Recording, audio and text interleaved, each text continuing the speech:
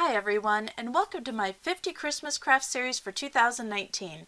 I'll be showing you how to make 50 different Christmas crafts this year, and I hope you'll be back for all of them because we'll be having a lot of fun. Today, I am part of a collaboration with a great bunch of ladies, and we are all putting together our own versions of a cocoa bar. Please be sure to check out all of their videos as well, just as soon as you are done with mine, that is. The link for the playlist is available in the description below. For my version, I'll be showing you how I put together this heavenly cocoa and cappuccino bar using mostly items available at Dollar Tree. If you like what you see here, please be sure to like, subscribe, and hit that notification button below. If you know anyone that would like this video or my channel, please share this link because every view and every subscriber really helps enable me to keep creating videos for you.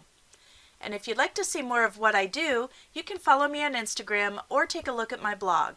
I also have a Facebook group if you'd like to share all the wonderful things you make. The links for all of these are available in the description below.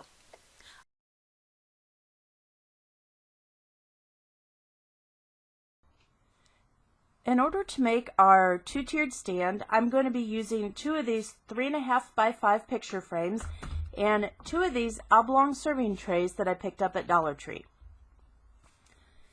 So the first thing that I want to do is open my picture frames, maybe. After I got the frames out of the wrapper finally, I went ahead and took all of the insides out. As you can see here, I did go ahead and put the glass back in and hot glue the glass into the frames itself for a little bit of added stability because these little metal Dollar Tree frames are really flimsy. After I did that, I unfortunately lost the next footage, but I had hot glued them to the short ends of the inside of the tiered tray, and I backed that up with some E6000, and I then put the hot glue and E6000 on the top of the frames and hot glued the bottom of the second tiered tray to them.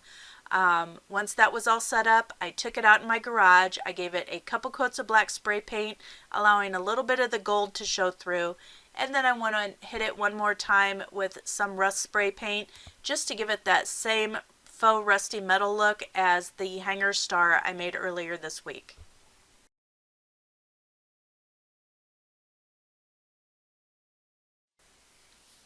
For my round tiered tray, what I'm using is a Bud Vase, one of the blue plates, and one of the faux wood charger plates, and all three of these I'd picked up at Dollar Tree.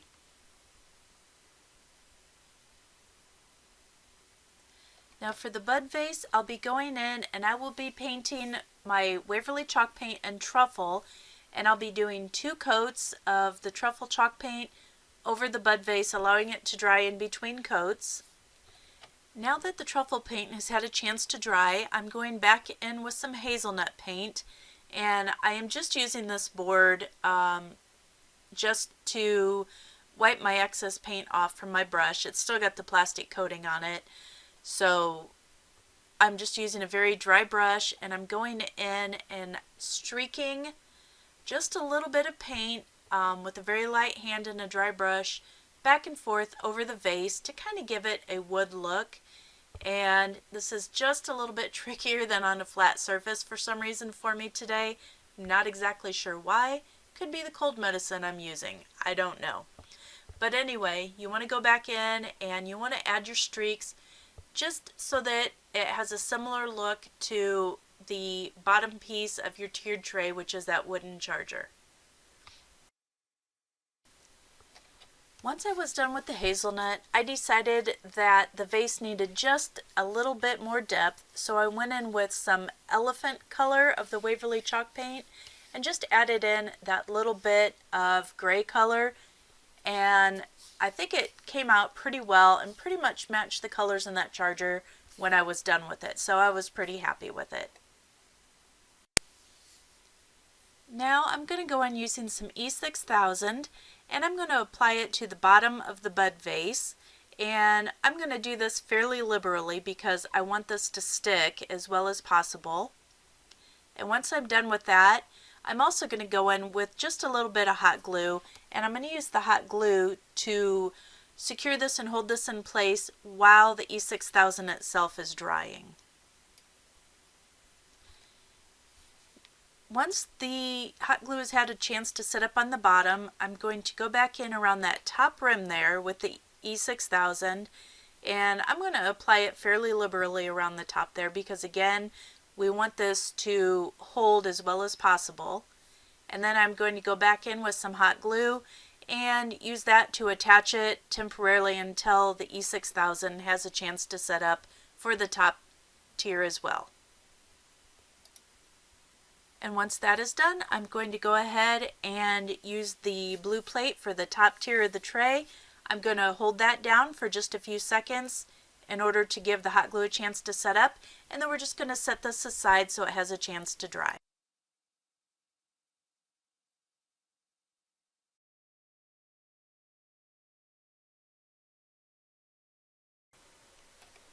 Now for this plaque, I'm using one of these Dollar Tree square plaques that I had picked up back in August or September, and I'm just going to flip it over and use the back side for this project. Now I'm going to go in with some Mod Podge, and using a liberal amount, I am going to coat the entire back side of our plaque with the Mod Podge.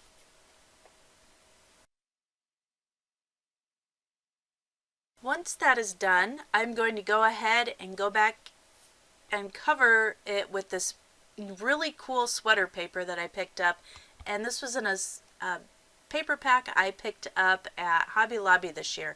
I absolutely love the sweater paper. It is adorable, and I was so excited to find that in the paper pack so I could use that today.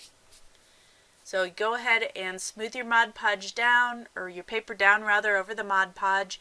Make sure that there are no air bubbles under it. You can squeegee it down. I have this roller here which was made just for this purpose, and it really helps in eliminating any future air bubbles or bumps you might have under your paper, so it's a good investment.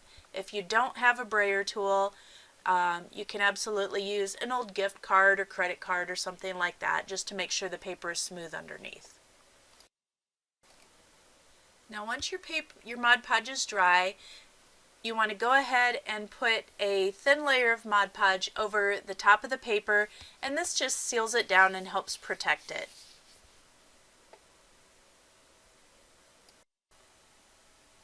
While the Mod Podge was drying, I got on my Silhouette Cameo and I printed out this cute little graphic that I designed. I did find the coffee, or rather the cocoa cup with the marshmallows in it. It's a piece of clip art I found online. And now I'm going to go ahead and lay some transfer paper over the cut vinyl, and then I'm going to transfer it onto the plaque with the sweater decoupage on it.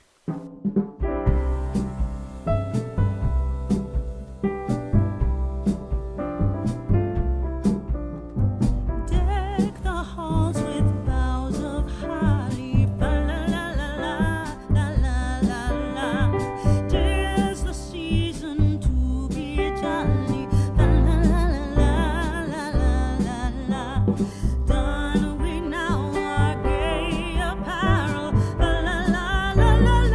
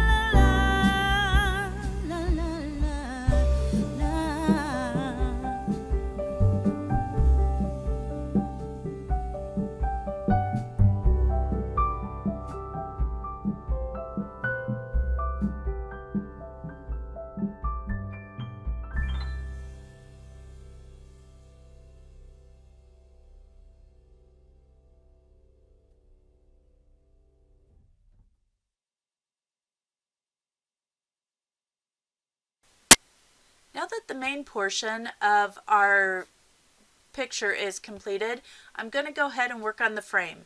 And to do that, I'm using a Tumbling Towers blocks game that you can pick up at Dollar Tree. And I am just going to go ahead and use the dark portion of the blocks. And I think there's a few more than one game here of the darker portions. Or you can just simply paint the blocks whatever color you would like.